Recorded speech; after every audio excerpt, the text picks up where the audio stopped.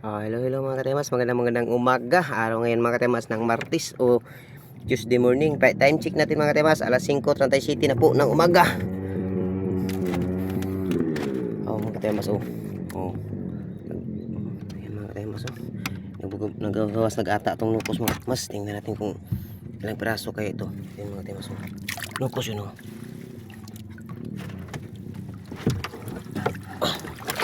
Ayun, medyo malaki-laki mga katemas. Ilang piraso?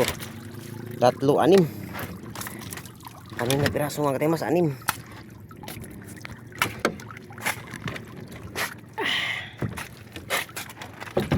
Anim na piraso po yung huli natin mga katemas. Yung isa malaki pa. Kukunin natin mga katemas Meron po tayong 6 na piraso mga katemas.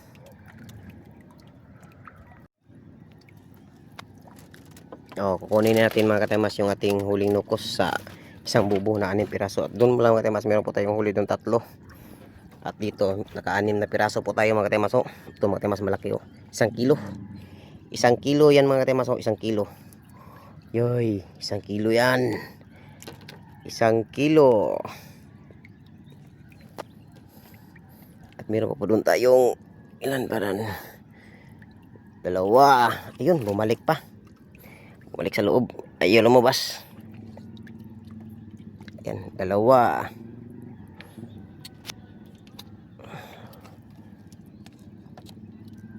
3.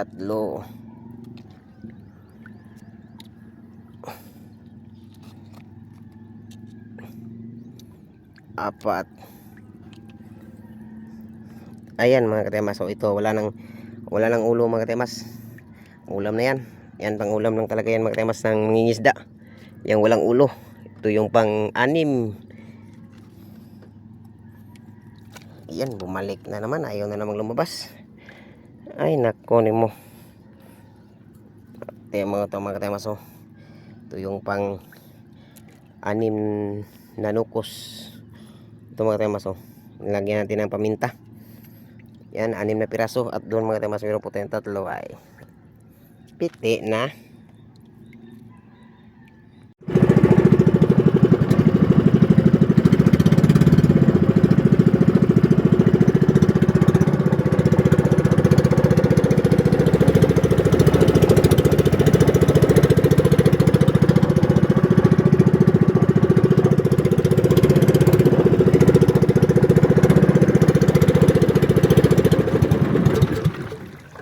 Ayan po mga katemas kaunti lang kitang huli mga katemas.